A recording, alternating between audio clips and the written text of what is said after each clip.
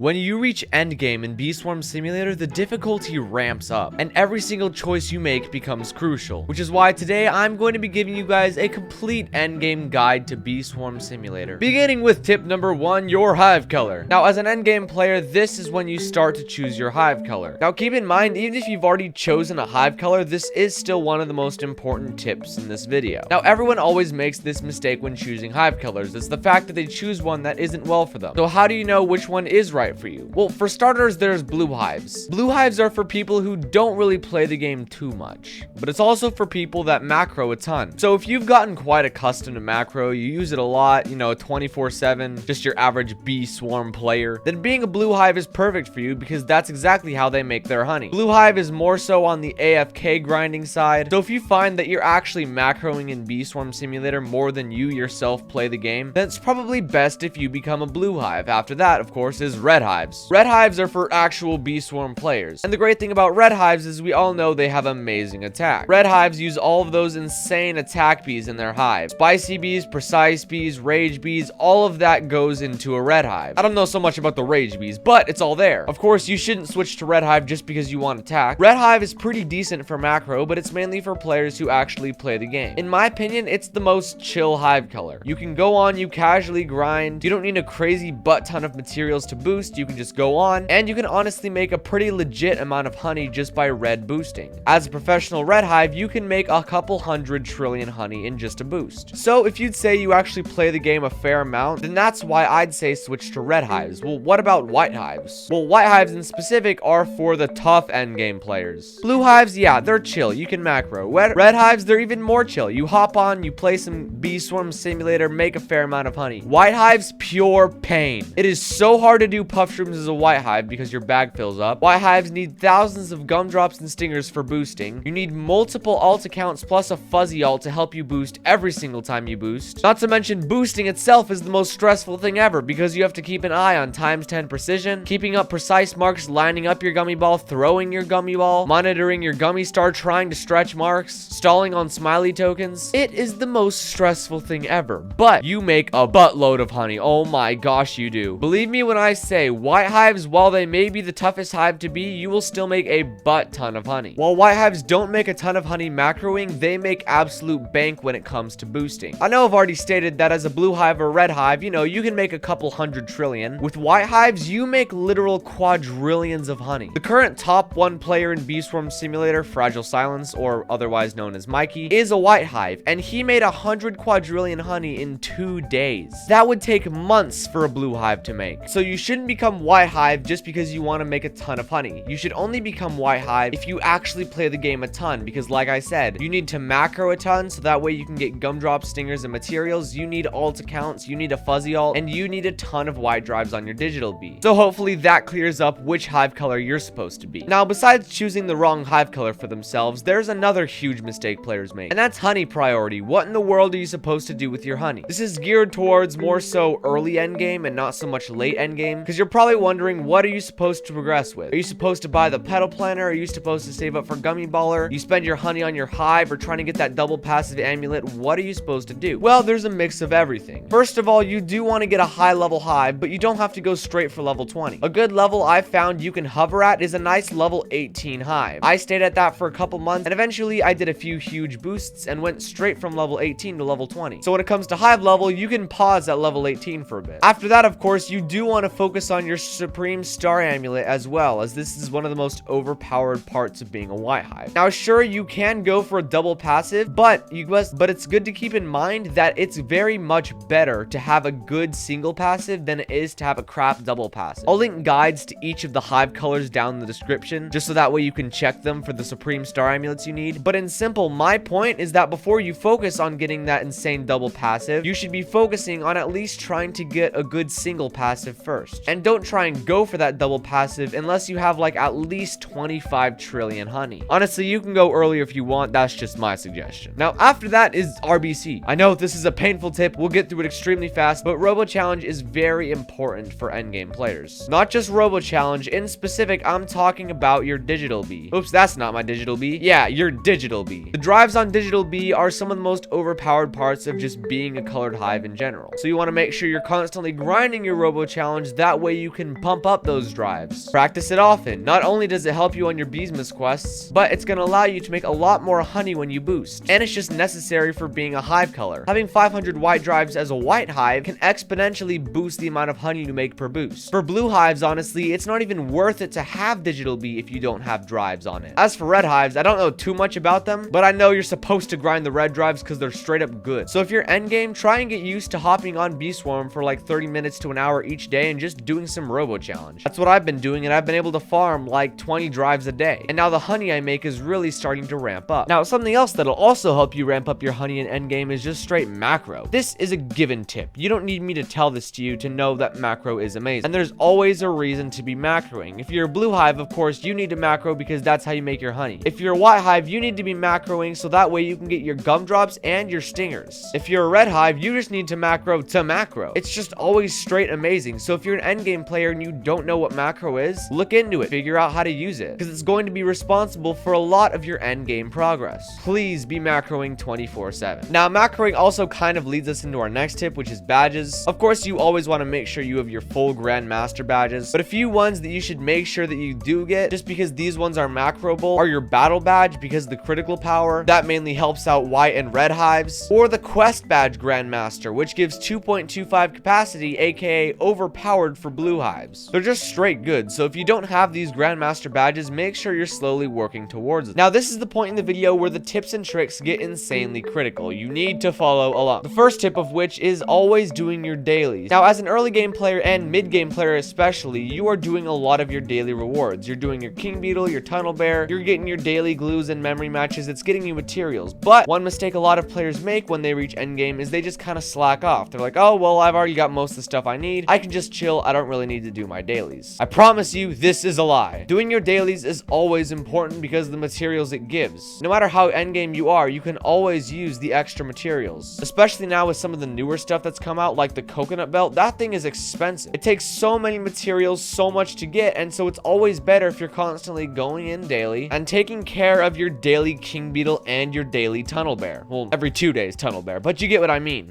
Just look at this loot. Enzymes, magic beans, moon charms, these are all things that can be useful. Not to mention, you can get gifted eggs. Same thing with your daily glue. You need that for gummy baller, gummy boots if you ever decide to switch hive colors, and honestly, just for casual grinding and robo challenge. To make it even easier for yourself, honestly, you can just set it up for the macro and have your macro get your dailies. That just makes it a lot easier. So please, I beg of you, when you become endgame, don't forget about your daily rewards because they are still so important. Another thing that's important is puff shrooms. Oh my gosh. This is necessary for basically everything you're gonna do in endgame. Now, of course, not only is the puff shroom blessing nice, but the rewards are amazing. You're gonna need turpentines to buy the gummy baller, to buy the coconut belt, to buy the heat treated and hydroponic planters. You need field dice for when you're boosting, for when you're doing for when you're doing robo challenge and grinding your white drives. You need neon berries and bitter berries for when you're mutating your hive. You need it all. All of this loot comes specifically from puff shrooms, but a mistake a lot of endgame players make is not doing them with other people. Sure, you can do puff shrooms solo, but it becomes so much more effective if you actually have a team together. So one of my biggest recommendations is to get a puff shroom team together. Talk around the community on Discord. Find people you can do puff shrooms with, because they're the people that are going to help you get legendary and mythic puff shrooms with complete ease. Doing daily puff shrooms is a great supply of every single kind of dice in the game, as well as just some straight materials. Another good thing about the puff shroom group is then you actually have a group of Bee Swarm friends. People that can help you in future Beesmas quests, people that can help you with possible alt accounts if you need alt accounts when you're boosting, especially as a white hive, people that can help you in the robo challenge, basically anything. It's straight up good to have a team in Bee Swarm Simulator, not just for puff shrooms. And hey, while we're on the topic of puff shrooms, I must very quickly say, always keep an auto petal planner going. If you're an early endgame, you're still looking for a way to get honey most likely, and the petal planner is a great way to do so. I've found I get nearly 200 billion honey per petal planner harvest, so just always having one going while you're macroing is good, not only for the honey and loot, but also for the puff shrooms that it spawns. You know, once again, going back to the fact that you need a team to do puff shrooms. Constantly do puff shrooms, please. They are seriously so amazing. But I promise you that if you follow every single tip I've given you in this video, you will do amazing as an endgame player. By the way, I'll be giving out YouTube stickers later, of course, so if you don't want to miss that live stream, you don't even have to subscribe. Just hit the bells. It's way more effective. You'll be notified as soon as I go live giving out YouTube stickers. So once again, thank you so much for watching, Bee Swarmers. You guys have an amazing rest of your day, and I will see you all in the next video.